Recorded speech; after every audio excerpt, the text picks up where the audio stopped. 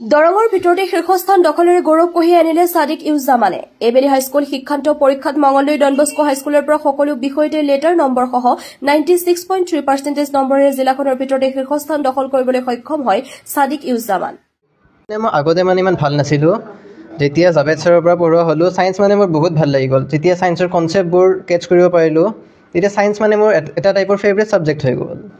সেইটো কাৰণে মই পাৰিছোঁ আৰু এনেকৈ পঢ়াত ইণ্টাৰেষ্টটো আহিছে আৰু ইনিচিয়েল ইণ্টাৰেষ্টটো ইনিচিয়েল পোষ্ট পাইছোঁ সায়েন্সৰ। মেইনলি সাদিকৰ কথা যদি ক'ব যাওঁ, এই প্ৰথম কথা ষ্টুডেণ্টৰ দুটা বস্তু লাগিব সদায়। এক নম্বৰ হৈছে চিনচিয়াৰিটি আৰু আপোনাৰ নেক্সট হৈছে ৰেছপনচিবিলিটি। তো ইয়াৰ এই দুটা গুণেই আছে, চিনচিয়াৰলি কামটো কৰে আৰু লগতে সেই ৰেছপনচিবিলিটিটো লৈ উঠি সময় নাচাই পেলাই গোটেইখিনি কাম ক্লিয়াৰ কৰে।